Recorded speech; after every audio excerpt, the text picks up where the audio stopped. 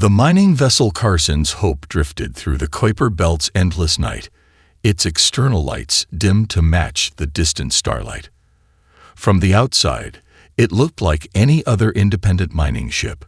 Worn hull plating, visible repair patches, and collection nets trailing behind it like tattered ribbons. Captain Emily Matthews stood at her command station, her weathered features illuminated by the soft blue glow of ancient monitoring screens. Contact at bearing 347. Security Officer Mike Rodriguez announced, his voice steady despite the adrenaline beginning to course through his system. Multiple signatures, definitely not human design. Emily's fingers tightened on the edge of her console, but her expression remained neutral. Classification. One moment. Rodriguez's hands flew over his console, the screens reflecting off his gray-flecked beard. Lead vessel masses, approximately 3 million tons. Support craft. At least 20 of them. They're running dark, but our passive arrays are picking up their drive signatures. In the corner of the bridge, Lieutenant Jessica Walsh set down her coffee mug without a sound. Her eyes met the captain's, a silent exchange born from years of combat experience. They both knew what an invasion fleet looked like.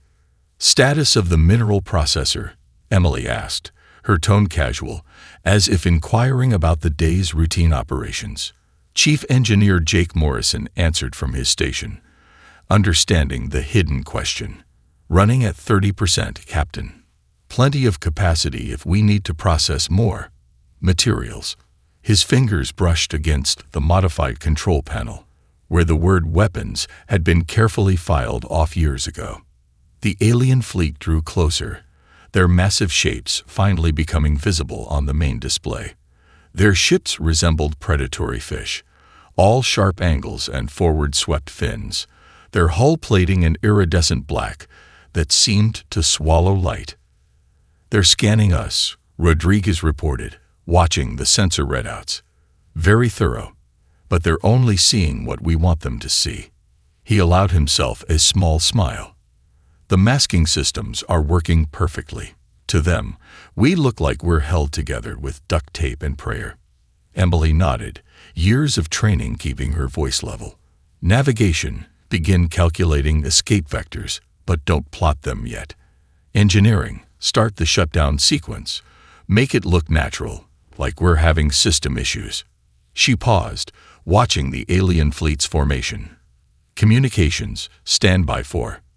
Captain, Rodriguez cut in, his expression tightening. One of their support ships is breaking formation. Corvette class. Coming right for us.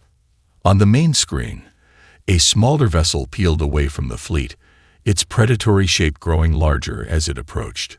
The rest of the alien armada continued past them, heading toward the inner solar system with singular purpose.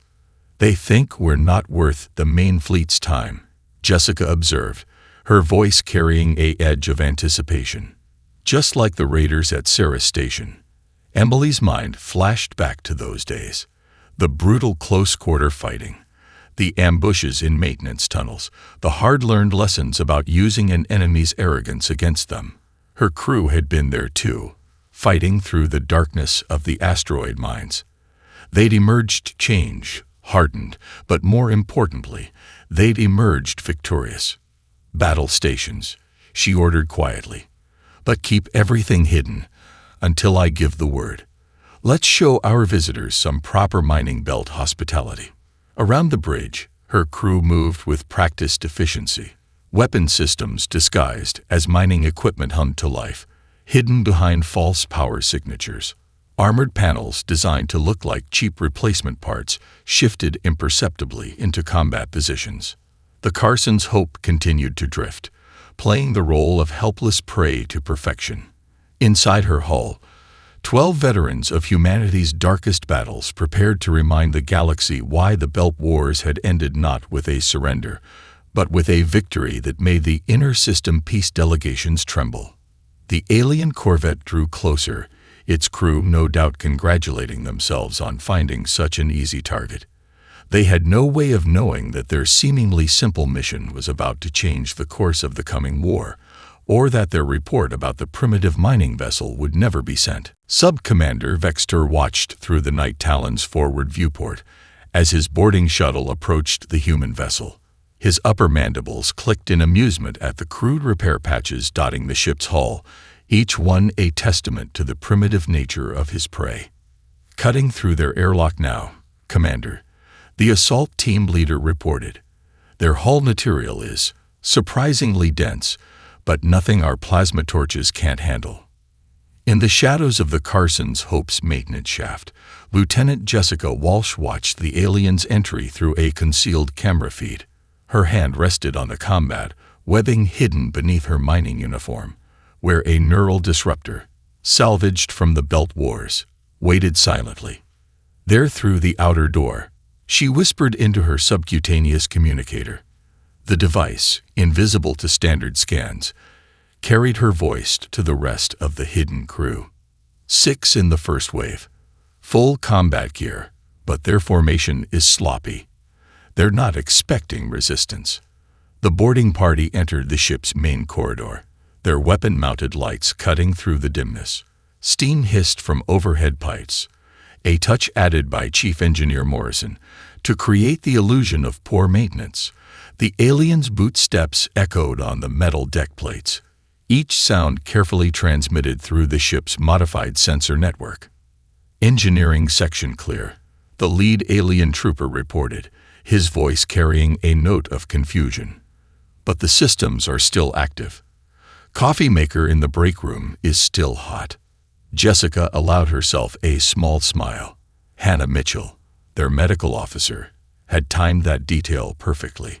The steam from the coffee cups would tell the aliens that the crew had left in a hurry, exactly the response expected from frightened miners.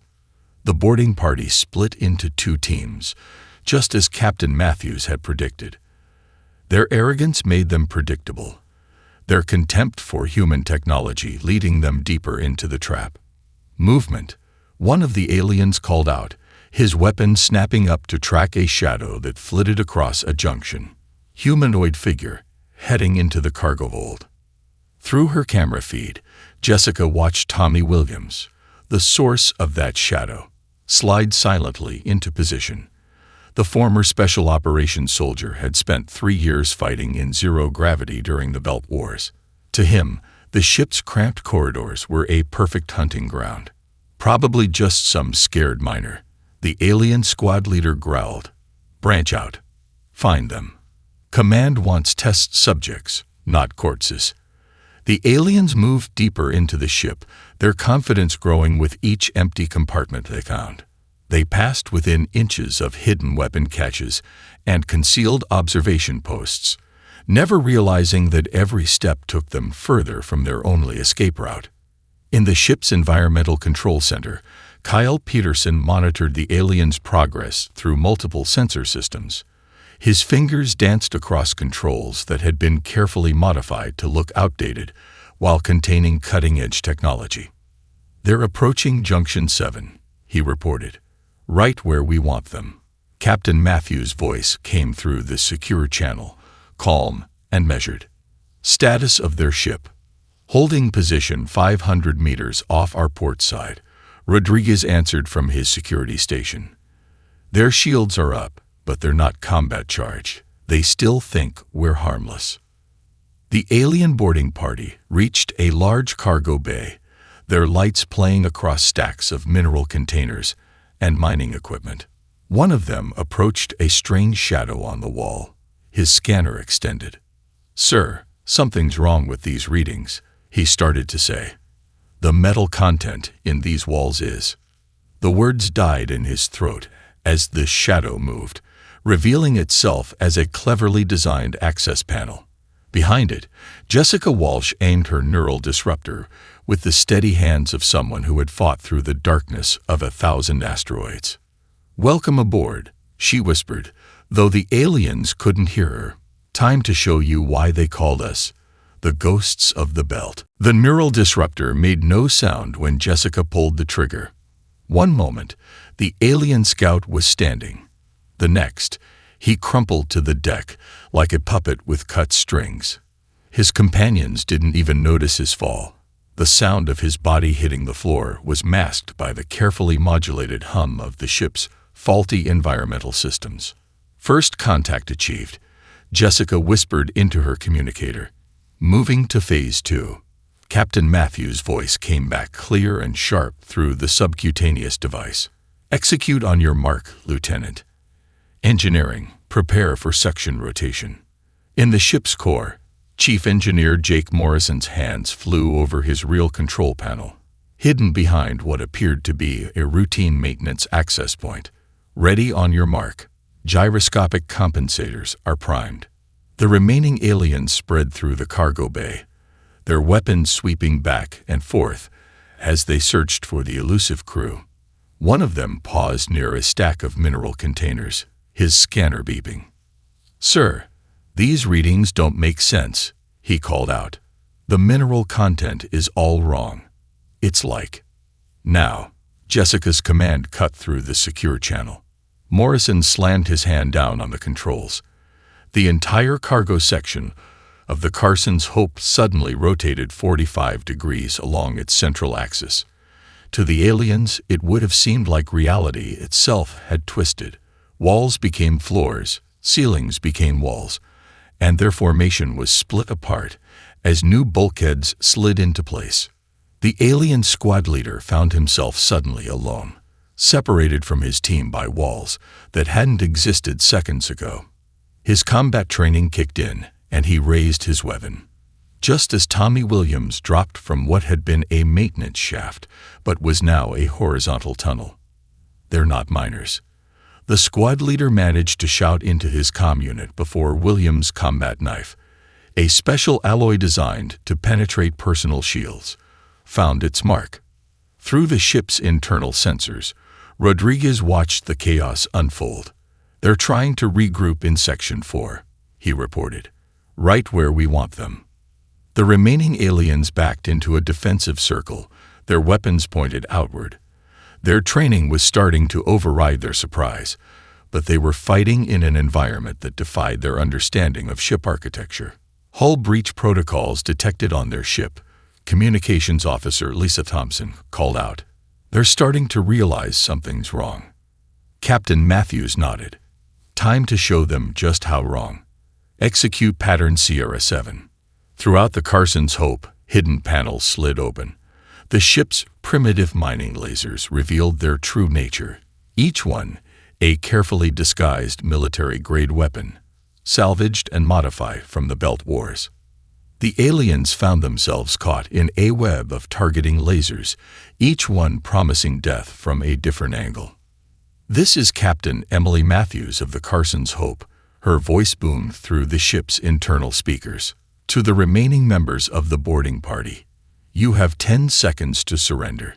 The aliens' response came in the form of plasma fire, their weapons burning into walls that immediately self-sealed.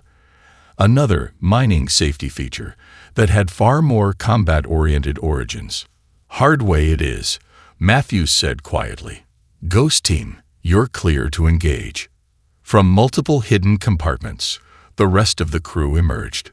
Each one moved with the fluid grace of experienced zero-G combatants, their mining suits concealing battle-tested combat armor underneath. Hannah Mitchell's voice came through the comm, cool and professional. "Medical bay is prepped for prisoners, Captain. Though from what I'm seeing through the biosensors, we might not have many." The last thing the alien squad saw before their world went dark was Tommy Williams' grin, illuminated by the flash of his neural disruptor. The same grin he'd worn during the darkest days of the Belt Wars, when humanity had learned that sometimes the best way to win wasn't with superior technology, but with the element of surprise and the will to use every advantage. Sub-Commander Vextor paced the bridge of the Night Talon, his claws clicking against the deck plates in an increasingly agitated rhythm. The last transmission from his boarding party had been cut off mid-sentence, replaced by an unsettling static that seemed to mock his earlier confidence. Unable to establish communication with ground team, his communications officer reported, mandibles twitching with concern. "Their biosignatures are. They're just gone." "Sir." "Impossible," Vextor snarled. "They're dealing with simple mining crew. Re-establish contact now." On board the Carson's Hope, Lisa Thompson's fingers danced across her communications console with practiced precision. Each keystroke launched another carefully crafted electromagnetic pulse, each one disguised as random solar interference. "Their communications array is struggling to compensate," she reported, a hint of professional pride in her voice. "The same trick we used against the raiders at Europa Station. They never expect simple miners to have military-grade electronic warfare capabilities." Captain Matthews nodded, watching the tactical display where the Night Talon's signal strength flickered and faded. "Status of their weapon systems." "Still online," Rodriguez answered from his station. "But their targeting arrays are having trouble getting a lock through our masking field. Right now, we look like a dozen different heat signatures to them." In the captured corvette's holding bay, David Cooper led his strike team through the service tunnels, their mining suits, now revealing their true nature as advanced combat armor, moved silently despite the confined space. "These maintenance shafts are nearly identical to the ones in the Cirrus mining complex," Cooper whispered through the secure channel. "Same basic design philosophy. They never think about how their standard architecture can be used against them." The Night Talon's bridge crew grew more anxious as system after system reported anomalies. Their long-range communications went dark. Then their secondary arrays, each failure accompanied by what appeared to be natural interference. "Sir," the tactical officer called out, his voice strained. "I'm detecting multiple heat blooms throughout the mining vessel. They're powering up something, but these readings don't match any known mining equipment." Vextor leaned forward, his earlier dismissiveness replaced by growing dread. "Show me." The tactical display revealed the Carson's Hope in a new light. What had appeared to be crude mining lasers now pulsed with power signatures that matched military-grade weapons. The ship's primitive sensor array was suddenly revealing itself to be a sophisticated electronic warfare suite. By the first star, the tactical officer breathed. "Those aren't miners. Launch combat drones," Vextor ordered, but his command came too late. Lisa Thompson's next series of pulses struck with surgical precision, targeting the drone launch bays with frequencies that scrambled their control systems. The drones, humanity's first encounter with this particular piece of alien technology, would never leave their berths. "Cooper's team is in position," Rodriguez reported. "They've reached the primary computer core."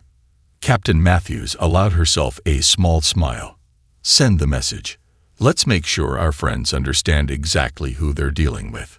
Throughout the Night Talon, every communication screen suddenly flickered to life. The image that appeared made the alien crew step back in shock.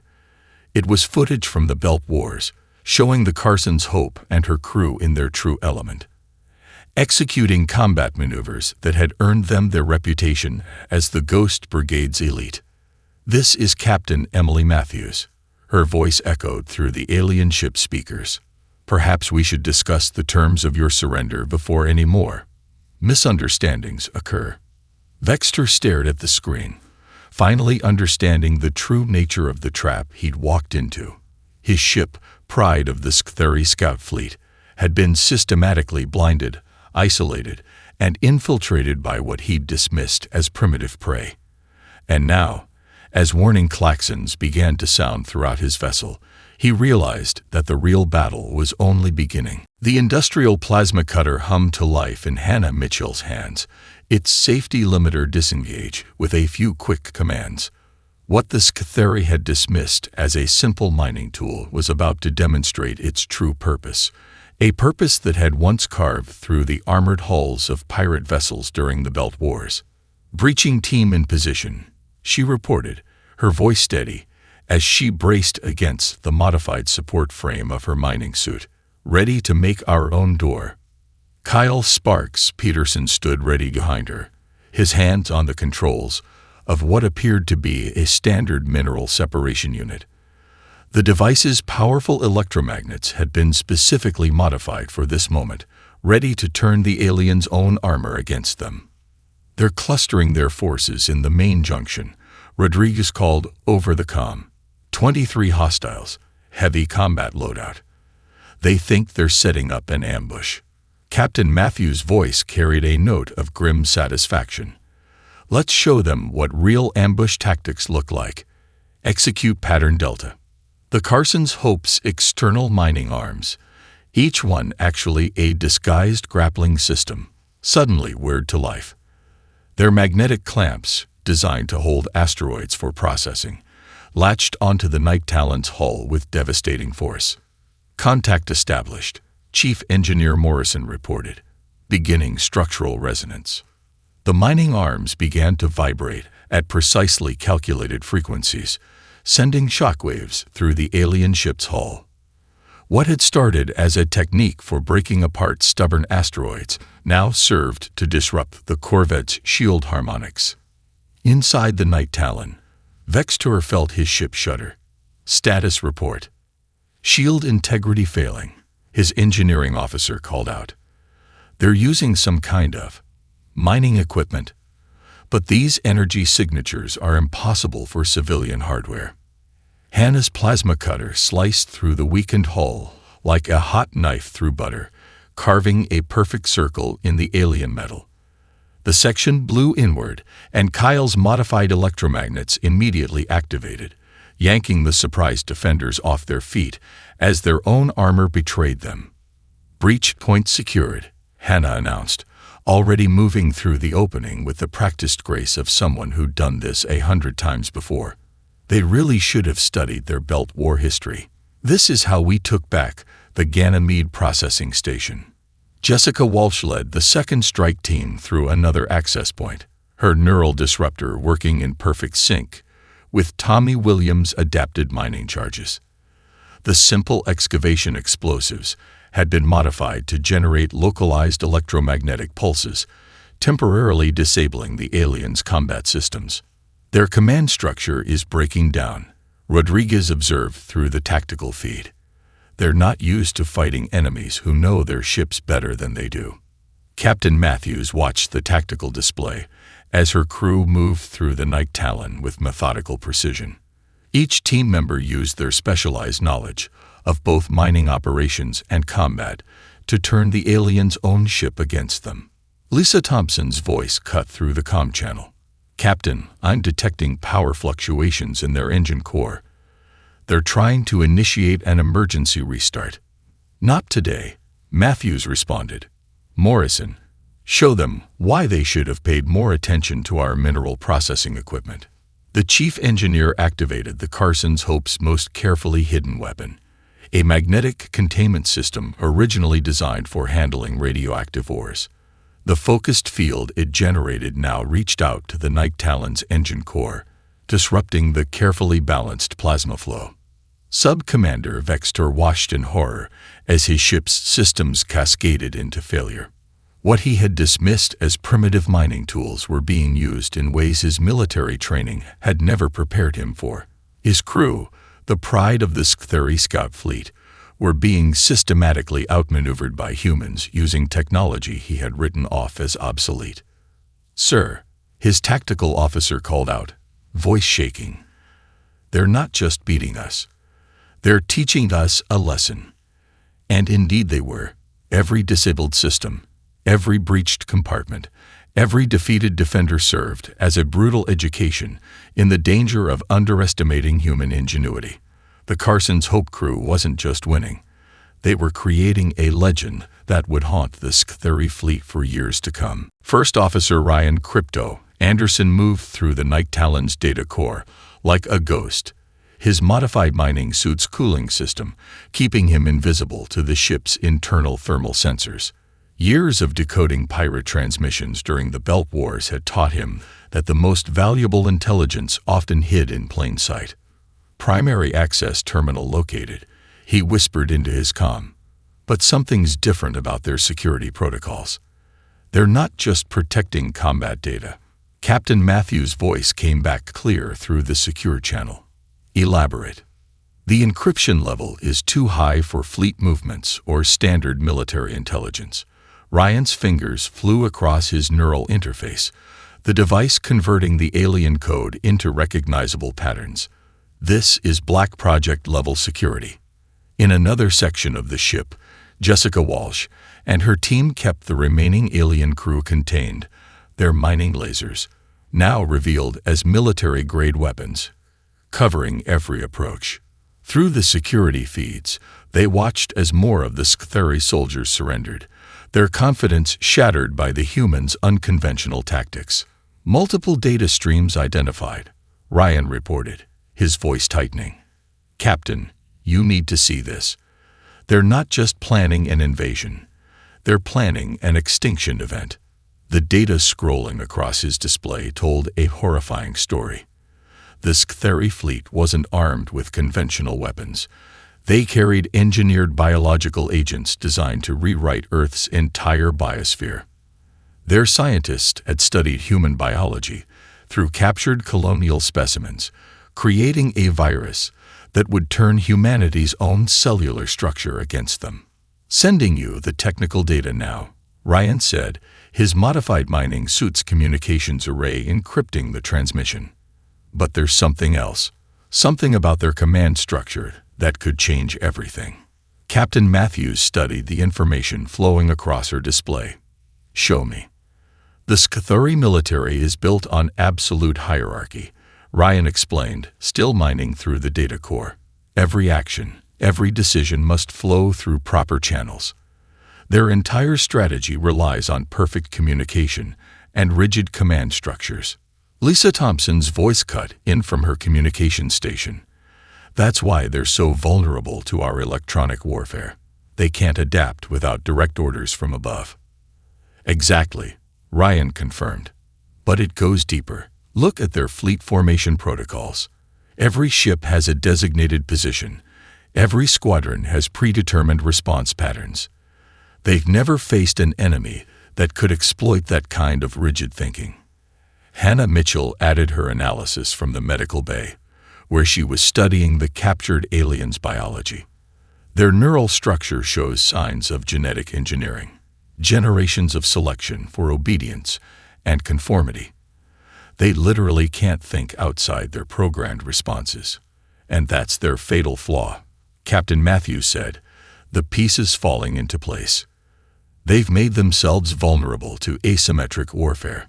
Every ship in their fleet will have the same weaknesses we've exploited here.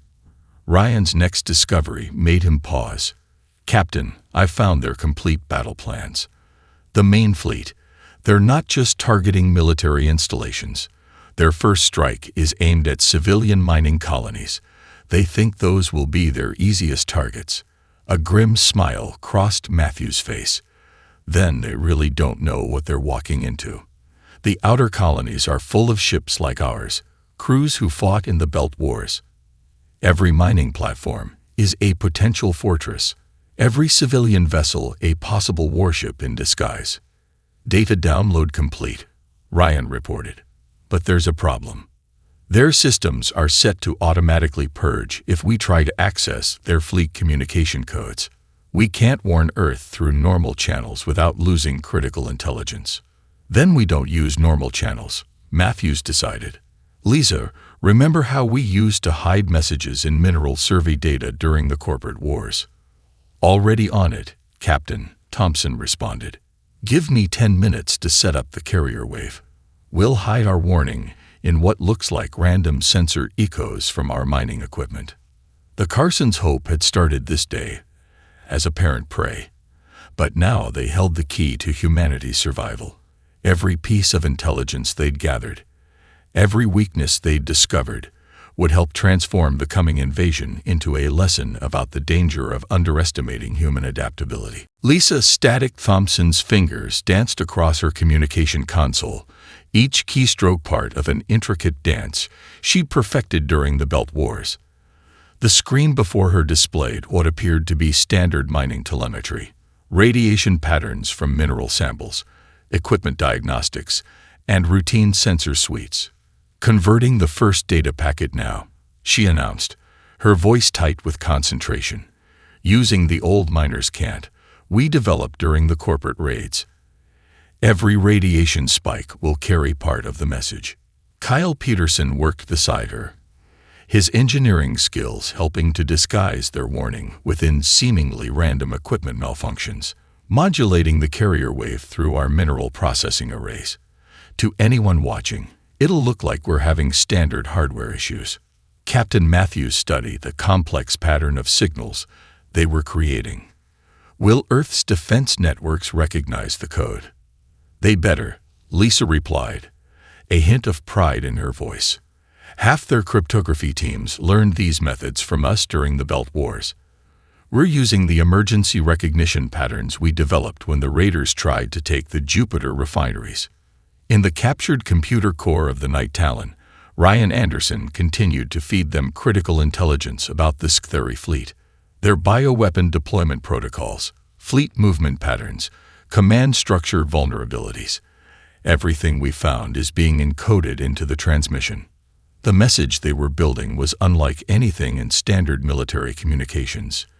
Each burst of radiation from their malfunctioning mining equipment carried layers of information, hidden in patterns that mimicked natural stellar phenomena. A spike in thorium readings concealed fleet positions. Fluctuations in processing temperature masked ship capabilities. Equipment diagnostic errors held the keys to breaking Sktheri encryption. Adding the data about their neural architecture now, Hannah called in from the medical bay. The biological samples we've collected from the boarding party are giving us crucial insights into their weaknesses. David Cooper's voice came through next, his team still securing the last sections of the Night Talon, including tactical analysis of their combat performance.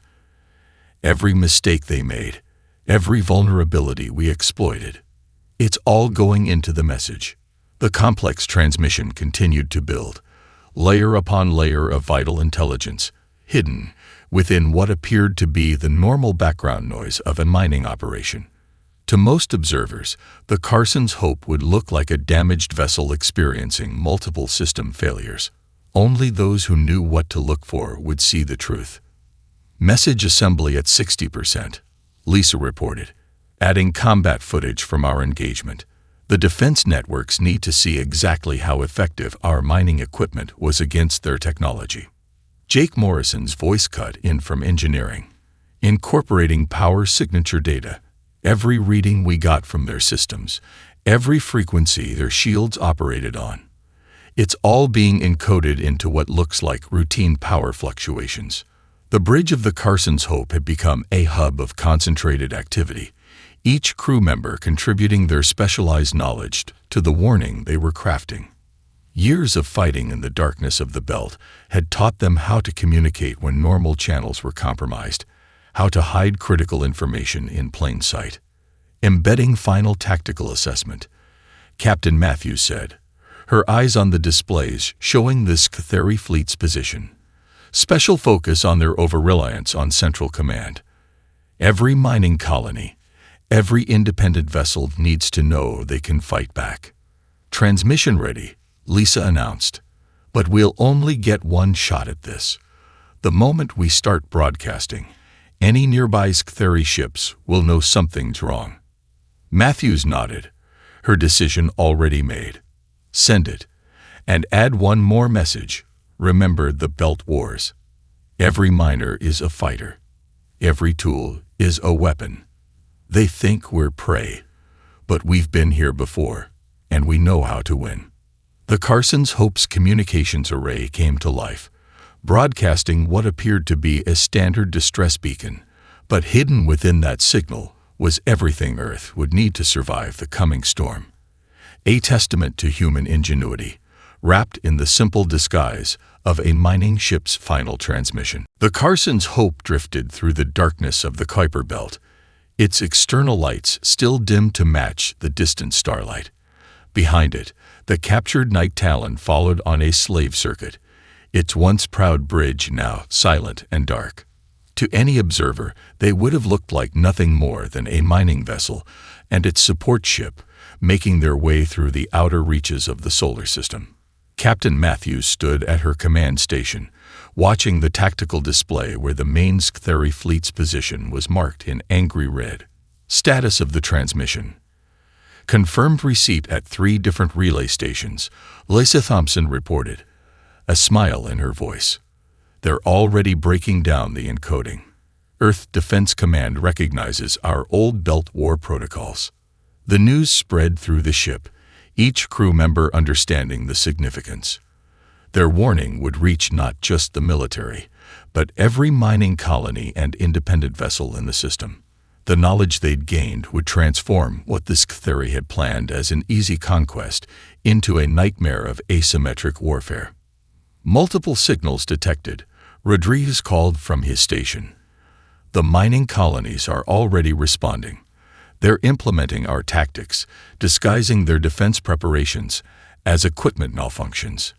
In the medical bay, Hannah Mitchell reviewed the final analysis of their alien prisoners. Their neural structure is still adapting to the shock of defeat. The concept of being outmaneuvered by primitive humans has fundamentally shaken their worldview. Good, Matthews said. That's exactly what we need. Fear spreads faster than orders in a rigid command structure. The captured data from the Night Talon had already begun to show its value. Throughout the outer system, mining ships were going dark, their crews implementing the same masking techniques that had made the Carson's Hope such a deadly surprise. Every asteroid belt was becoming a potential ambush point. Every maintenance tunnel, a possible route for counterattack. Message from the Ganymede Defense Command, Lisa announced. They're adapting our modified mining laser specs for mass production. Every mining platform in the Jupiter system will be retrofitted within the week. Jake Morrison's voice carried a note of pride as he added, and they're not just copying our designs. They're improving them. The entire belt is becoming one massive defense network, hidden behind a facade of routine mining operations. Through the ship's external cameras, they watched as the first signs of their impact became visible. Distant mining platforms began showing the same power fluctuations they had used, their crews already implementing the lessons learned from the Carson's Hope's victory. What had started as one ship's stand was becoming a blueprint for resistance. The Scytheri fleet's advance has slowed, Rodriguez reported. Their forward scouts are reporting unusual activity throughout the mining sectors. They're starting to realize that every civilian vessel is a potential threat. They're learning. Jessica Walsh observed from her station, but too late. Their rigid thinking won't let them adapt fast enough. Every delay gives us more time to prepare. The Carson's Hope had done more than just survive an encounter with a superior force. It had shattered the enemy's fundamental assumptions about human capabilities. The legend of the mining vessel that captured a military corvette was already spreading through both human and Scytheri communications. New signal from Earth Command, Lisa said. General Anderson sends his compliments. They're implementing our countermeasures fleet-wide. The Scytheri won't find any easy targets in this system. Captain Matthews allowed herself a small smile as she looked at her crew. The veterans of humanity's darkest battles, the ones who had turned their hard-won experience into a shield for Earth. Set course for the Jupiter shipyards. We have more work to do. The Carson's Hope and its prize disappeared into the vast darkness of space, leaving behind a legacy that would haunt the Scytheri military for generations. They had come expecting to find primitive prey, only to discover that humans were at their most dangerous when underestimated. In the years to come, their fleet would learn to fear the sight of mining vessels, never knowing which ones were simple resource gatherers and which ones concealed warriors who had learned their trade in the unforgiving school of the Belt Wars.